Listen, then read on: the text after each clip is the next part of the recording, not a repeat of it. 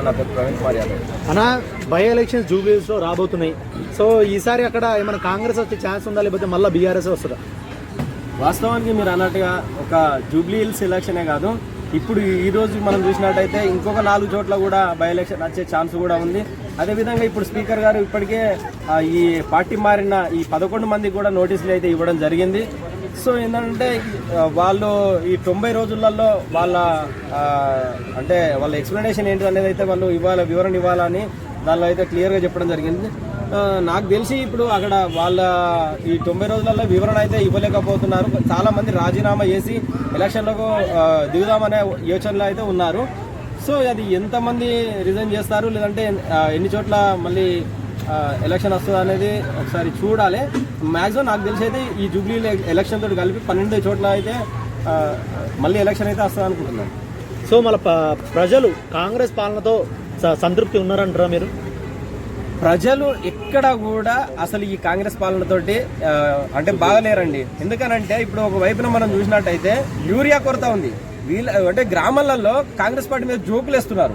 అంటే ఒక అక్క అడుగుతుంది, ఒక యూరియా బస్తా తీసుకొద్దాం తమ్ముడు, ఇక్కడ రా నాకు ఒక యూరియా బస్తా ఇయ్య అంటే నువ్వు అడిగితే తులం బంగారం అయినా ఇస్తా కానీ యూరియా మాత్రం ఇవ్వనంటున్నారు.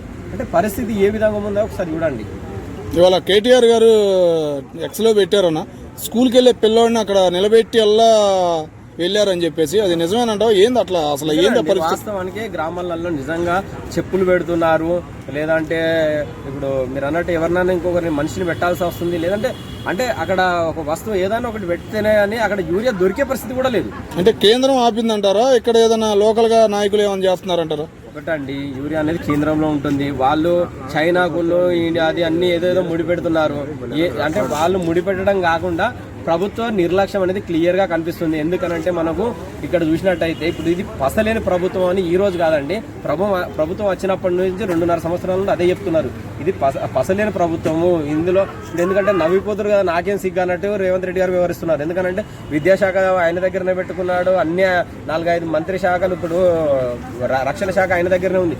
మొన్న ఓయూకి వెళ్ళారు, ఓయూకి వెళ్ళి ఏమంటున్నాడు, 18 లక్షల కోట్ల బడ్జెట్ ఉండే, అప్పట్లో ఏమన్నారు 18 లక్షల కోట్ల బడ్జెట్ ఉంది, నన్ను కోసినా రూపాయి వెళ్ళదన్నాడు.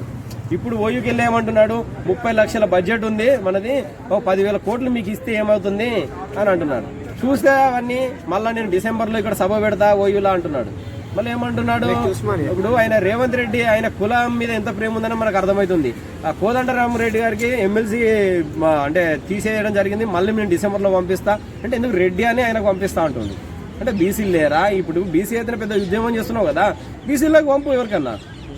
అంటే ఎంతసేపు ఆయన కుల రాజకీయం, ఆయన కులాన్ని డెవలప్మెంట్ చేసుకోవాలి, ఎంతసేపు అబద్ధాల పునాదుల పైన ఈ కాంగ్రెస్ పార్టీ ఏర్పడింది తప్పేసి నిజానికి ప్రజలకు అనేది వాళ్ళకు ఎక్కడ కూడా ప్రజలు సంతృప్తిగా లేరు. ప్రజాపాలన అని చెప్తూ ప్రజలను మోసం చేస్తున్న ప్రభుత్వం ఏదో అదే కాంగ్రెస్ ప్రభుత్వం. సో వచ్చిన 100 రోజుల్లోనే అన్ని హామీలు పూర్తి చేస్తామనేసి వాళ్ళు ఫస్ట్ హామీ ఇచ్చి వచ్చారు. సో ఇప్పుడు ప్రతి హామీ అనేది ప్రతి ఇంటి దాకా అందుతుందన్న మీ ఒపీనియన్ ప్రకారం?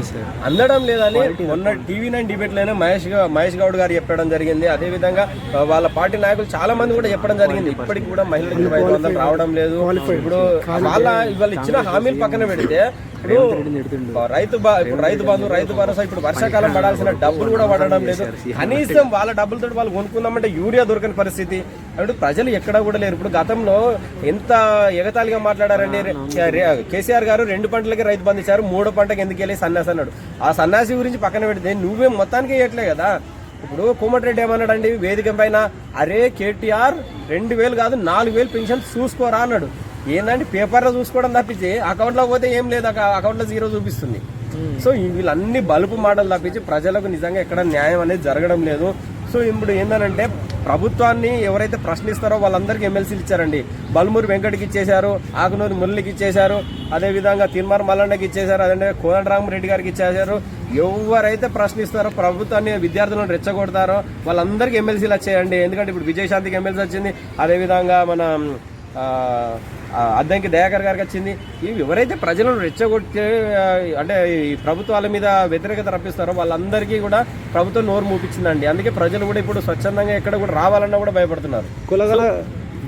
కులగణన గురించి ఇప్పుడు అందరూ ఢిల్లీ వెళ్తున్నారు కదా, దాని గురించి మేము బీసీ గురించి చర్చ పెడతాము, ఎన్నికలు పెడతాము. చర్చ పెట్టడం కాదండి, అందరు అడిగిన క్వశ్చనే. నేను కూడా పెద్దగా చదువుకున్న వ్యక్తిని కాదు. మినిమం నీ మంత్రివర్గంలో ఫస్ట్ నీ మంత్రివర్గం ఒకసారి ఏదైతే విద్యాశాఖ మంత్రి ఉందో, మన రక్షణ శాఖ మంత్రి ఉందో, చిన్న చిన్న మంత్రివర్గాన్ని విస్తరించు. ఫస్ట్ నీ మంత్రివర్గ విస్తరణ 2.5 సంవత్సరాలు అయిపోయింది. 5 సంవత్సరాలు అయిపోయినా కూడా నువ్వు ఇంకా చేసేలాగా లేవు కదా. నీ చిత్తశుద్ధి ఏందనేది ఇక్కడనే అర్థమవుతుంది. సో ఏంటంటే కాంగ్రెస్ ప్రభుత్వం ఏ విధంగా మోసం చేస్తుందంటే ప్రజలని, ఇప్పుడు వాళ్ళు ఏంటంటే బోడిగుండుకును మోకాలకు ముడేసినట్టు ఇప్పుడు ఏమనంటే అది మన ఇప్పుడు స్థానిక ఎలక్షన్లు ఆపడానికి కూడా మీరు అన్నట్టు బీసీ అంటే ఇప్పుడు బీసీ ఒక నినాదం ముందుకు తీసుకొచ్చారు. అది అక్కడ కేంద్రం ఆమోదించది, ఇది కాదు. సో ఏంటంటే ఇప్పుడు 2.5 సంవత్సరాలు అయిపోయింది. సర్పంచులు లేక, ఎంపీటీసీలు లేక, జెడ్పీ చైర్మన్ లేక, జెడ్పీటీసీలు లేక, అంటే గ్రామాలల్లో అభివృద్ధి మొత్తం కుంటుపడింది. ఒక లైటు ఇప్పుడు వెలగట్లేదు వర్షాకాలం అంటే ఎవరిని అడగాలి? సర్పంచ్ని అడగాలి. సర్పంచ్ లేడు, ఎంపీటీసీ లేడు, ఎవరిని అడగాలి? ఎమ్మెల్యేని అడగాలంటే ఎమ్మెల్యేలు అందరూ హైదరాబాద్లలో మంచి ఢిల్లీలలో తిరుగుతారు, ఎంజాయ్ చేస్తారు, హెలికాప్టర్లలో తిరుగుతారు. అంటే వాడు వీధి లైట్ కోసం 10 రూపాయల వీధి లైట్ కోసం అంటే వాళ్ళు హైదరాబాద్కి వచ్చి అడగాలండి.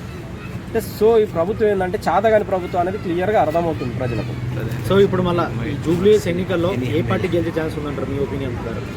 తప్పకుండా ఈ ప్రభుత్వ వ్యతిరేకత నాకు తెలిసి బీఆర్ఎస్కే అనుగుణంగా మారే అవకాశం ఉంది. ఎందుకంటే మనం గతంలో చూసినట్టయితే జూబ్లీహిల్స్ ఎలక్షన్ అనేది 3 సార్లు కూడా బీఆర్ఎస్ ప్రభుత్వమే గెలిచింది. తప్పకుండా నాకున్న సమాచారం ప్రకారం ఈ ఒక్కసారి కూడా మళ్ళీ జూబ్లీహిల్స్ ఎలక్షన్ మళ్ళీ బీఆర్ఎస్ఏ కైవసం చేసుకునే అవకాశం ఉంది. ఎవరికి ఇవ్వచ్చు సార్ సీటు బీఆర్ఎస్ తరపున? బీఆర్ఎస్ తరఫున నాకు తెలిసి అదే మాగంటి గోపీనాథ్ వాళ్ళ కొడుకు కానీ వాళ్ళ భార్య కానీ ఇచ్చే అవకాశం ఉంటుంది. Thank you.